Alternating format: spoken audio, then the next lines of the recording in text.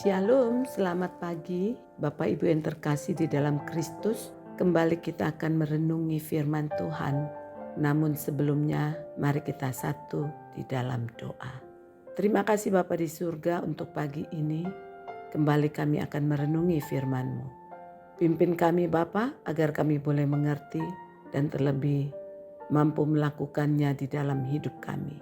Hanya di dalam nama Yesus Kristus, Tuhan dan Juru Selamat kami berdoa dan mengucap syukur. Amin. Saudara-saudaraku yang terkasih di dalam Kristus, perenungan kita hari ini saya beri judul, Engkau akan melihat langit terbuka. Pembacaannya terambil dari Yohanes 1 ayat 43 sampai 51. Demikian firman Tuhan.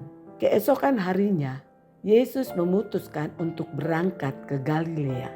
Ia bertemu dengan Filipus dan berkata kepadanya, "Ikutlah aku." Filipus berasal dari Betsaida, kota Andreas dan Petrus. Filipus menemui Natanael dan berkata kepadanya, "Kami telah menemukan Dia yang disebut oleh Musa dalam kitab Taurat dan oleh para nabi, yaitu Yesus anak Yusuf dari Nazaret." Kata Natanael kepadanya, "Mungkinkah sesuatu yang baik datang dari Nazaret?" Kata Filipus kepadanya, "Mari dan lihatlah." Yesus melihat Natanael datang kepadanya, lalu berkata tentang dia, "Lihat, inilah seorang Israel sejati, tidak ada kepalsuan di dalamnya." Kata Natanael kepadanya, "Bagaimana engkau mengenal aku?" Jawab Yesus kepadanya, "Sebelum Filipus memanggil engkau, aku telah melihat engkau di bawah pohon ara." Kata Natanael kepadanya, "Rabi, engkau anak Allah, engkau raja orang Israel." Yesus berkata, "Apakah karena aku berkata kepadamu, aku melihat engkau di bawah pohon ara, maka engkau percaya? Engkau akan melihat hal-hal yang lebih besar daripada itu." Lalu kata Yesus kepadanya, "Sesungguhnya aku berkata kepadamu, engkau akan melihat langit terbuka dan malaikat-malaikat Allah naik turun kepada Anak Manusia." Amin. Saudara-saudaraku yang terkasih, mari kita berkenalan lebih dahulu dengan salah satu tokoh dalam Injil Yohanes ini, yaitu Natanael. Banyak penafsir mengatakan bahwa Natanael itu adalah murid Tuhan Yesus yang sama juga dengan Bartolomeus. Mengapa? Sebab hanya di dalam Injil Yohanes Natanael disebutkan sebanyak 2 kali, yaitu dalam pembacaan kita hari ini Yohanes 1 di ayat yang ke-45 dan juga di dalam Yohanes 21 ayat yang kedua. Dan Yohanes pun tidak pernah menyebut nama Bartolomeus. Padahal di dalam Matius 10 ayat 3, Markus 3 ayat 18, Lukas 6 ayat 14, mereka semua menyebutkan Bartolomeus sebagai salah satu murid Tuhan Yesus. Dan mereka pun tidak pernah menyebut nama Natanael. Dan kemudian biasanya penyebutan nama murid-murid Tuhan Yesus itu sepasang-sepasang. Contohnya Petrus dan Andreas. Kemudian Yohanes dan Yakobus. Lalu Filipus dan Bartolomeus.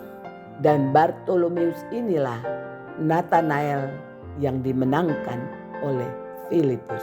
Nah, sebagai salah satu pilar gereja, pengalaman Natanael akan Yesus merupakan suatu kesaksian penting mengenai apa artinya perjumpaan dengan Tuhan itu.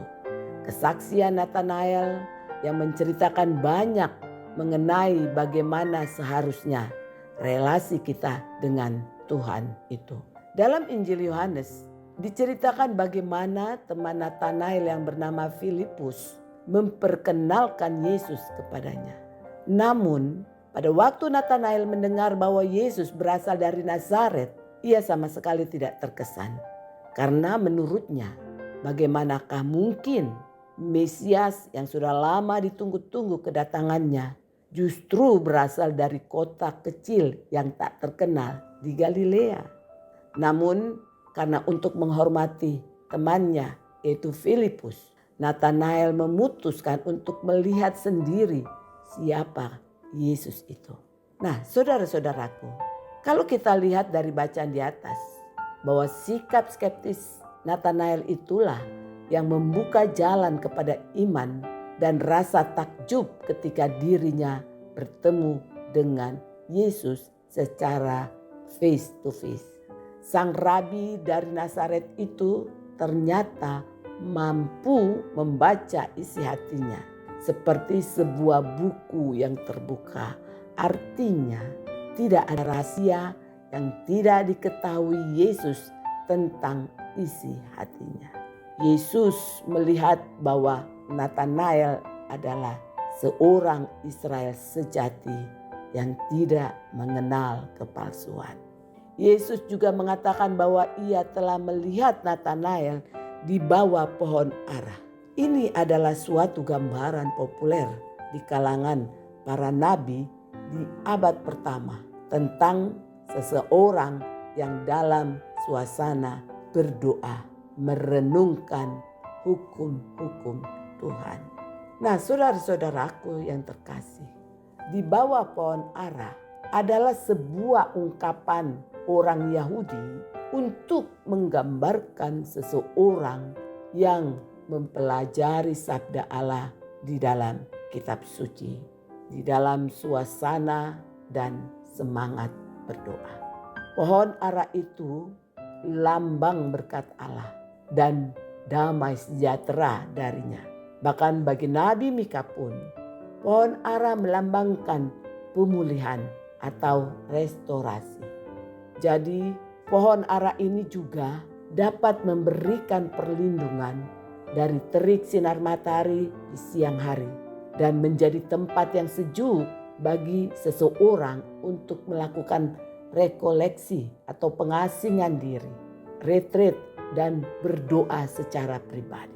Yesus melihat ke dalam hati Nathanael dan melihat bahwa dia adalah seorang pendoa.